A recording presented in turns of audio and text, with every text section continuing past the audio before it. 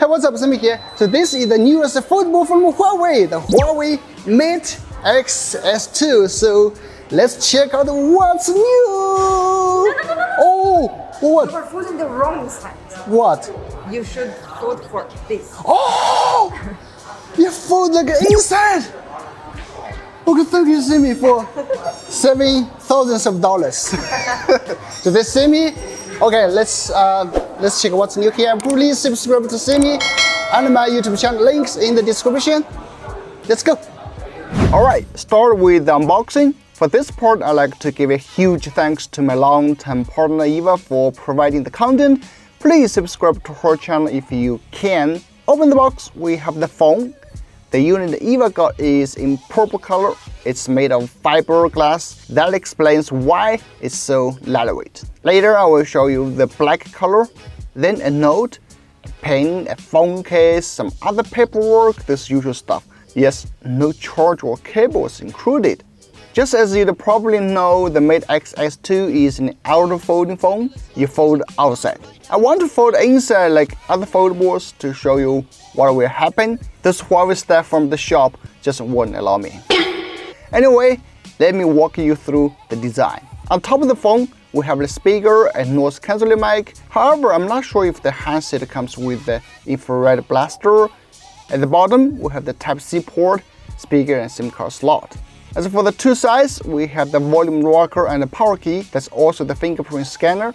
Another side looks like a Type-C port, but it's actually a slot to hook the buckle on the back.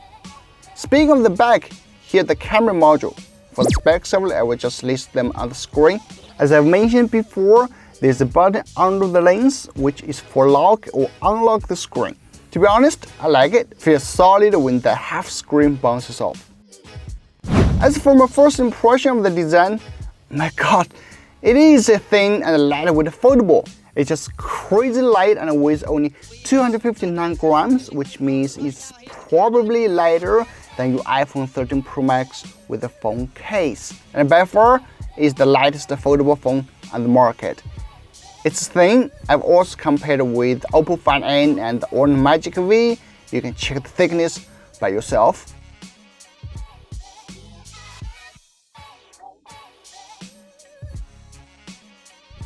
Speaking of comparisons, you might want to know how that crease on the Mate Xs2 look like. Well, seems only from a very strange angle can you notice it. Of course, you could argue that it's brand new and need more time to test. That's true. So if you want to learn more about this, please subscribe as I will test when I get the unit. It's free anyway.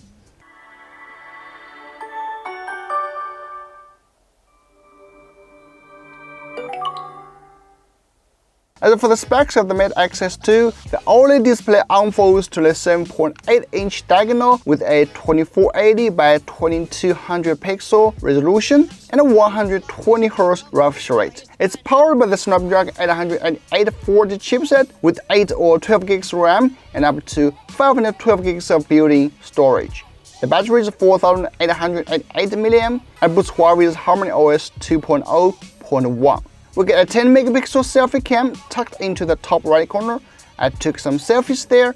You can check them out. Not very impressed though, since it doesn't have good bokeh effect. As for the rear camera, here are some photos too. As time is tight, I really don't have time to take more, so please subscribe to my channel as I'll try to find more time later to shoot more photos once the unit is available. When folded around the back, the screen shrinks to a normal phone-sized 6.5 inches with a 2480 by 1176 pixel resolution. This is way better than that Xiaomi Mix Fold, which feels like a TV remote controller. There are several interesting things I found from this Mate Xs2. One is they have a smart mirror function when you take a photo, so the people you are taking, they can see the preview as well. Second is the AI remove feature. You take a photo and can remove the object you don't want. Go to more, find that there's a remove here, and then a move. Okay, just a second. Woo, it's okay. Though the final result is, still need some AI work. Alright, that's the video from my limited time with the Mate Xs2. I really liked it, to be honest, because it's finally got rid of the bulky design. It's more manageable like a normal phone.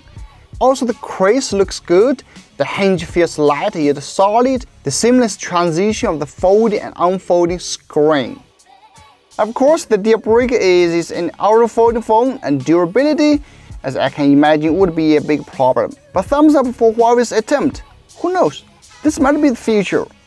Thanks for watching, please subscribe if you haven't. I'm Sami, and I will see you in the next one.